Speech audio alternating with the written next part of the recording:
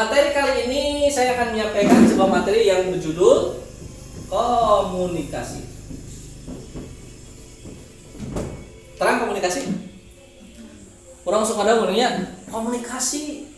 Komunikasi itu apa sih? Jadi komunikasi adalah proses penyampaian pesan dari seorang komunikator kepada komunikan. Proses penyampaian pesan dari komunikator kepada komunikan. Komunikator ini siapa? Komunikator ini adalah orang yang menyampaikan pesan, ya kan? Iya, orang yang punya berita, orang yang mempunyai sesuatu informasi, ya. Komunikan ini orang yang menerima pesan, ya. Nah, ini komunikasi. Jadi komunikasi adalah proses penyampaian pesan dari komunikator kepada komunikan dengan menggunakan media. Lamun teu pakai media biasa teu. Misalkan orang cicing. Kayak dahar. Cicing tuh. Ya sih kan? Anak bayi bisa komunikasi dengan orang tuanya? Bisa. Ketika dia nangis, mungkin dia lapar, mungkin dia pipis, ya kan? Mungkin hareudang, mungkin kureungit. Cara komunikasi bayi dengan menangis, ya. Komunikasi kucing gitu ya. Sama, dia komunikator, orang juga komunikan. Muangeong, oh beureum kucing teh lapareun. Intinya itu sudah komunikasi. Komunikasi dibagi dua, ada komunikasi verbal, ada komunikasi non verbal. Komunikasi verbal adalah komunikasi yang disampaikan melalui lisan atau tulisan. Apa itu komunikasi non verbal? Komunikasi non verbal adalah komunikasi yang disampaikan dengan simbol. Terang semapur tuh teh. Pernah kadang semapur? Itu komunikasi kan? Ya kan? Arbun kieu kan? Kurang siapa kan? Artinya bisa dadah, bisa tidak. Bagus. Oke, gitu kan? Fish. Ya kan? Bagus. Itu adalah komunikasi non. Komunikasi verbal bisa bohong tuh? Bisa. Contohnya kita misalkan merasa sedih. Kamu sedih ya? Enggak kok. Bari panon cerai dulu ceri. Orang bisa melihat seseorang sedih itu dari ucapan atau dari raut muka. Saya itu tidak marah. Baru jempol, tidak marah saya. Non verbalnya tidak marah. Verbalnya tidak marah. Non verbalnya marah. 3 arti tatapan mata. Hati-hati bisa jeung tetangga, ieu tatapan mana ya ininya. Nah, kita harus tahu. Nah, jadi 3 arti tatapan mata itu arang, panon, irung, ya kan? Bibir. Ya udah, kita bagi 3 katanya. Tatapannya ini. Ini 1, 2, 3. Cing melongna ibu-ibu ka budak melong nu mana? Mun urang dihareupeun aya budak urang, naon nu dipelong ku urang? Dia kan? Cenderungnya ke sini. Kenapa cenderung tatapan ke sini? Karena kita merasa lebih tinggi daripada dia dan kita memiliki kasih sayang yang betul-betul ke dia. Kalau kita bertemu dengan rekan kita, tatapan yang pertama adalah tatapan kasih sayang. Tatapan kita merasa lebih tinggi, biasanya tatapan ini digunakan oleh tatapan seseorang yang lebih tinggi kepada orang yang lebih rendah. Tatapan yang digunakan oleh seorang orang tua kepada anaknya. Tatapan orang yang senior kepada junior. Jadi dia merasa lebih tinggi. Jadi tatupna tarangna. Nah, itu 1 ya. Yang kedua, tatapan nomor 2 ini sebetulnya ini tatapan kesetaraan. Jadi saya dengan kamu, ya kita fair, nggak ada yang ditutupi. Saya 1, dia 1. Ya, artinya apa? Dengan teman. Tatapan pertemanan. Jadi melihatnya dari mata ke diri. Mana kumaha sih? Jeung babaturan mah wani papelong-pelong. Ya. Tapi jeung lebih tua, berani nggak kita? Teu wani. Tunggu orang. Saonon teu berani menatap mata.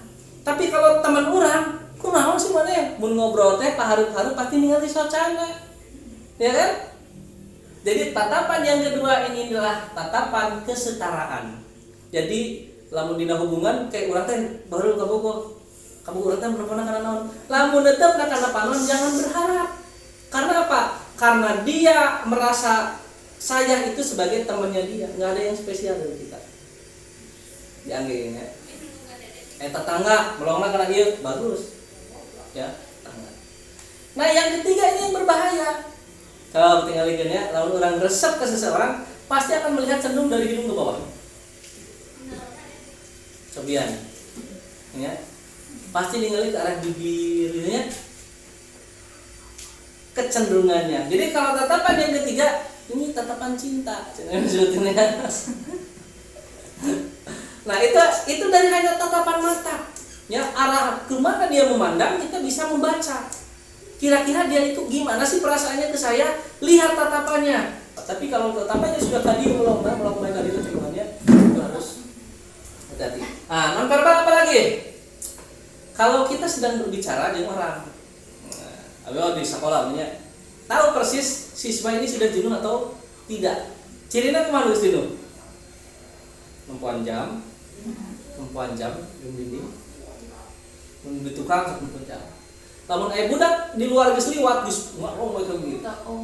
Ya kan? Geus cantul cicingnya panonna makan itu. Nah, dia itu udah jenuh. Jadi dia lamun heug diobrolkeun mah, Pak, geus ngeureun diajar, abi geus bosan ya. Ya sayangkan luar kelas ya. Ya kan? Itu bahasa non verbal. Jadi kita mampu membaca gerakan. Mampu membaca simbol-simbol. Nah, ya. Termasuk kita bisa membaca orang, jangan masuk ke peta gini. Pokoknya mah lihat tangannya suka bergerak. Soalnya bergerak ya? Tinggal kecenderungannya. Kalau orang berbicara cenderung kieu, dia memiliki pribadi terbuka. Lamun kieu, dia tertutup. Misalnya pokoknya mah, nah itu tertutup ini. Ya, egois dia sudah gimana? Lamun dia mah terbuka. Jadi dia bisa menerima saran atau masukan. Tinggal ikan ngobrol batu. Lamun jelema ngomong laki kieu bae, hati-hati kita, hati-hatina berarti ieu orang tertutup. Ini sulit ketika kita ngasih saran. Otomatis sikap orang berumaha. Iya saja. Mohon mangga. Nah, kan? Tapi ketika dia ngobrolnya kayak gini, pohon paling gitu ayo lihat tangannya. Oh, ini enak nih, ini terbuka. Jadi kurang lamun erek usul dia pasti diterima. Lamun kieu dicarikan. Ya, karena itu adalah bentuk kepribadian dari bahasa non verbal, ya. Terus lagi contoh non verbal. Ketika ada orang yang berbicara pakai dia, pernah orang dia ngobrol jeung batur, cing sikap naon kieu teh. Ini orang yang kekeh. Pokoknya kitu cek aing gitu. Kieu tah bentukna teh. Kumaha urang, ya kan? Cek aing mata kan urang geus kieu, hati-hati. Ini mun dia tahu tentang bahasa ini hati-hati. Dia tidak mau kepada yang seperti itu. Jadi kudu terbuka. Kalau berbohong, tadi di mana? Tadi teh. Nah, ketika mata dia melirik ke sebelah kanan, itu adalah bohong. Ya. Dia melirik ke sebelah kanan sambil tadi teh, dia sedang merangkai cerita untuk merangkai kebohongannya. Ya. Jadi mun nanya budak, tadi tos di mana? Tinggal di Sacana. Lamun Sacana bari murelang, dia meninggali ke kanan, dia sedang merangkai cerita. Dia bohong. Ya. Dalam benar mah dia matanya acuh. Ditetap matanya dia berani. Tapi jangan bohong. Sampai jangan bohong dipelongkeun manona moal wani. Karena kebohongan itu tidak akan pernah bisa ditutupi. Ya. Nyabak irung, ngobrol selalu melihat ke sebelah kanan, itu adalah bohong. Artinya ada cerita-cerita yang ditambahkan. Nah, ya. Jadi tadi ya ada 3 arti tatapan.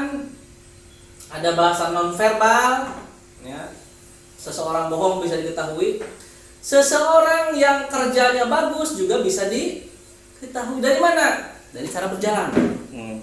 Nah, jadi intinya komunikasi itu proses penyampaian pesan dari komunikator kepada komunikan dengan menggunakan media-media. Kemudian di dalam komunikasi kita mengenal 2 istilah komunikasi.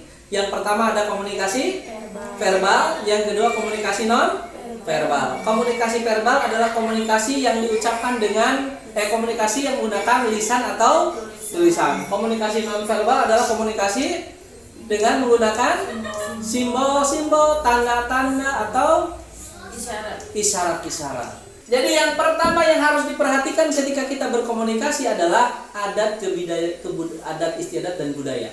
Budaya, bahasa, adat, dan lain-lain. Lamun orang di komunitas orang Sunda, ulah ngobrol pakai bahasa Jawa. Begitu juga di orang Jawa, ulah ngobrol bahasa Sunda. Capek, Bu. Soalnya orang kadang ikut orang Jawa ngobrol capek tuh.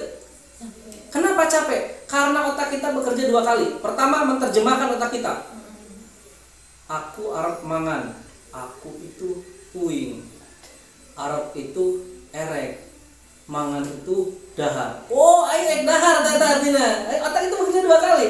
Ya, ketika berbeda bahasa. Makanya mau naik belajar, ya cukup disampaikan bahasa naon ya? Bahasa Indonesia atau bahasa Sunda? Sabab naon? Bisi aya itu bisa bahasa Sunda.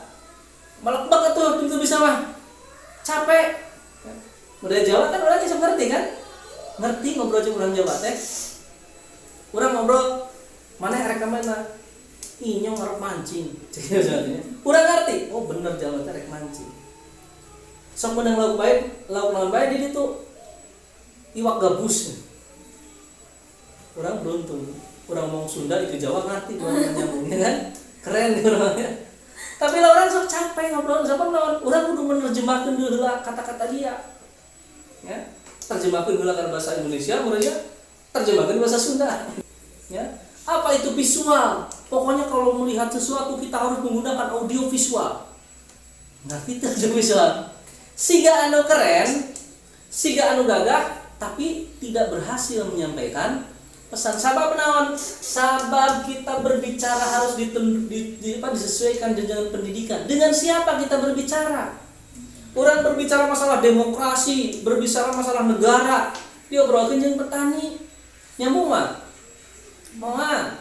Urang mah teu butuh ilmu nu kitu, butuhna kumaha carana pare urang bisa subur, ya kan? Itu petani mah. Ya tidak membutuhkan teknik dialektika politik. Bagaimana ekonomi mikro, bagaimana ekonomi makro, dibutuhkeun.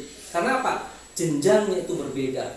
Bahasanya juga berbeda. Aya tatang urang geuna tuh kieu. Orang itu 100-200 meter di tukang tetangga orang aya harimau. Cing komunikasi kumaha? Komunikasina. Lompat gitu kan? Langsung lompat henteu ngomong, "Bapak, eta di pangkarteu aya harimau." Harimau eta teh lamun Bapak cicing di dinya 5 menit deui pasti ngegel. Mah kitu kan? Lompat, disesuaikan komunikasina. Ya. Cek kudu mah kan misalkan di ditu teh kokolot. Ya, urang teu sopan memang, tapi harus sesuai dengan situasi. Jadi situasi kumaha, bahasa yang digunakan juga akan berbeda. Ya, nah itu mungkin ya. Jadi hari ini kita belajar tentang teknik komunikasi. Awas aya bom, peta ada suara, pas ditempuh aya bom, teu dilakukan, teu lompat. Abi kudu kumaha, lompat. Nah berarti harus dilakukan. Barulah dia akan selamat. Terus tuh. Lamun aya di beja anu awas aya bom ditempo aya bom urang cicing bae selamat mah. Nah, harus ada action atau feedback lah itu namanya. Harus yang dilakukan. Nah, itu adalah komunikasi. Terima kasih. Ditutup wabillahi taufiq wal hidayah. Wassalamualaikum warahmatullahi wabarakatuh.